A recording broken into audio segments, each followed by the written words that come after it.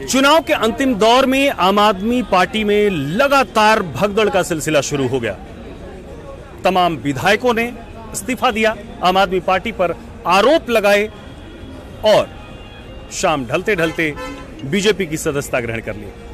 ऐसे ही आदर्श नगर विधानसभा क्षेत्र के जो पूर्व विधायक पवन शर्मा जी हमारे साथ हैं, उनसे बात करते हैं, जानते हैं कि आखिर में कौन सी ऐसी मुख्य वजहें थी जिसकी वजह से उन्होंने आम आदमी पार्टी का दामन छोड़कर बीजेपी का दामन थाम लिया। पवन जी, क्या कारण है कि आप विधायक रहे और आपको आम आदमी पार्टी छोड़नी पड़ी? देखिए, 2012 से जब से पार्टी बनी है जी, यानी अन्ना आंदोलन से हम अरविंद केजरीवाल जी की बातों से प्रभावित होकर जुड़े थे कि भाई यही व्यक्ति है जो दिल्ली को, देश को भ्रष्टाचार मुक्त बना सकता है, लोगों के लिए अच्छे अच्छे काम कर सकता है। तो पार्टी बनी 2015 में, पहली बार विधायक बना मैं, तो 2015 से 20 तक ठीक ठाक चला। जो पार्टी ने कमिटमेंट, जो वादे किए थे वो पूरे किए लगभग। 2020 में दोबारा विधायक बना मैं, तो 2020 के बाद पार्टी के नेताओं को पता नहीं क्या दिमाग में हुआ, क्या नहीं हुआ, जो भ्रष्टाचार के विरोध में जिस पार्टी का गठन हुआ था, 2-4 नेताओं को छोड़ के लगभग पूरी पार्टी भ्रष्टाचारी हो गई।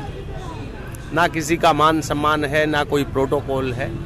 तो वजह यही रही कि जिस आम आदमी पार्टी में हम शामिल हुए थे, बनाई थी हम सब ने मिलके, आज वो आम आदमी पार्टी, नाम तो वही है लेकिन विचारधारा नहीं है, उससे पार्टी भटक चुकी है।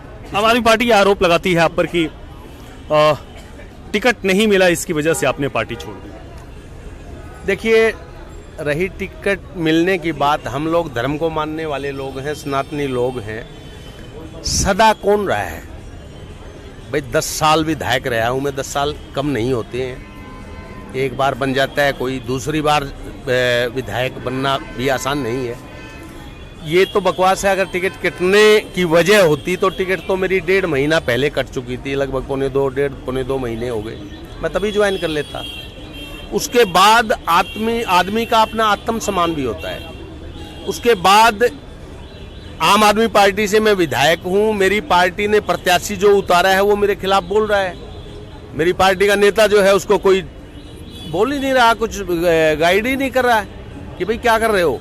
आम आदमी पार्टी का विधायक, सिटिंग विधायक है, उसके खिलाफ बोल रहे हो, आम आदमी पार्टी के चुनाव लड़ रहे हो, तो इसका मतलब क्या? आम आदमी पार्टी का खुद ही विरोध कर रहे हो। मैं आम आदमी पार्टी का विधायक हूँ भाई, मैंने अगर काम नहीं किया तो उसमें मेरी पार्टी का, मेरे मुख्यमंत्री का भी तो दोष होगा भाई। वो काम उन्होंने नहीं करवाया, अगर कोई काम नहीं हुआ तो। अरविंद केजरीवाल एक बड़ा आरोप लगाते हैं कि हरियाणा में बीजेपी की सरकार है, हरियाणा सरकार दिल्ली वालों को मारने के लिए वहां से जहर युक्त पानी भेज देती है। इस पर क्या आपका जवाब होगा? देखिए, मैं ये कहूँगा, ये अरविंद केजरीवाल जी की हार के डर की बौखलाहट है। ये आदमी का दिमाग जो है, जब ये लगता है कि यार पूरी दिल्ली हम हार रहे हैं, तो उलूल जुलूल में कुछ भी स्टेटमेंट आदमी दे देगा भाई। शाम को सोचते हैं कि यार ग्राफ पार्टी का डाउन हो गया, असलियत पता लग गई दिल्ली की जनता को। सुबह उठ के ये 5 गारंटी और जो है जी, ये 7 गारंटी, हर रोज नई गारंटी, नए नए वादे हर रोज चल रहे हैं। वो 2100 रुपए के वो एक ATM कार्ड जैसे वो कार्ड बना के वो बना दिए। बेचारी महिलाओं को जो है बेवकूफ़ बनाने का काम किया है पार्टी ने। क्योंकि बेवकूफ़ मैं इसलिए कह रहा हूं कि 2100 रुपए की सम्मान राशि के जो वो ATM कार्ड बनवाए हैं, ये वादा हम पंजाब में 2.5 साल पहले कर चुके हैं। पंजाब में हम 1000 रुपए की सम्मान राशि का वादा करके आए थे। आज वो पंजाब की महिलाएं रो रही हैं, कभी दिल्ली के मुख्यमंत्री के घर के सामने प्रदर्शन करती हैं, कभी पंजाब के मुख्यमंत्री के घर के सामने प्रदर्शन करती हैं। तो जो वादा आप पूरा कर ही नहीं सकते तो झूठ बोलने का क्या फायदा? त्रिलोकपुरी से विधायक हैं, वो भी आपके साथ ही इस्तीफा दिए और बीजेपी का दामन थामे उनका आरोप था कि अरविंद केजरीवाल किसी की बात ही नहीं सुनते हैं, वो सिर्फ ऑल इन वन, सिर्फ वो अपनी चलाते हैं। देखिए, इसमें बिल्कुल सच्चाई है, सही कह रहे हैं। जो आपने बोला कि टिकट कटने की वजह से, टिकट कट 1.5 महीना पहले कटी थी, मैं तभी ज्वाइन कर जाता। मैं चुपचाप बैठा था। मेरी पार्टी का प्रत्याशी मेरे खिलाफ बोल रहा है, मैं सिटिंग विधायक हूं। हमारे नेता अरविंद केजरीवाल आदर्श नगर विधानसभा में केवल पार्क रामलीला ग्राउंड में जनसभा कर रहे हैं, उनके सिटिंग विधायक को खबर ही नहीं है।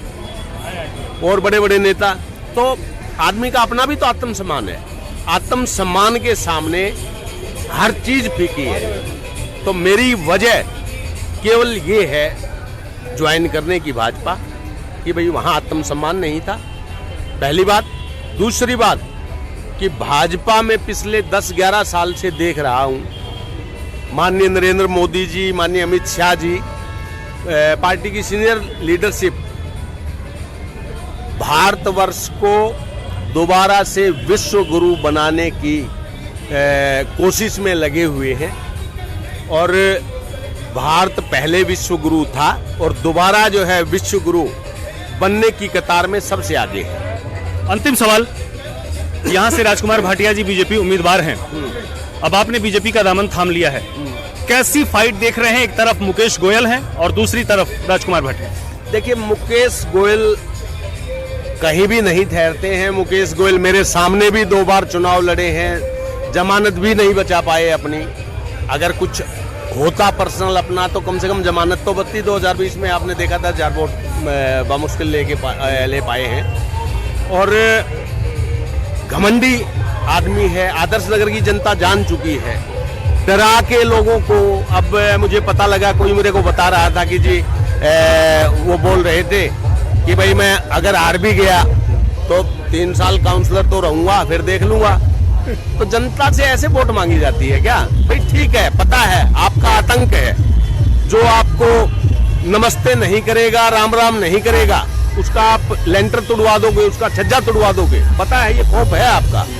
लेकिन जनता जनार्दन, जनता भगवान होती है।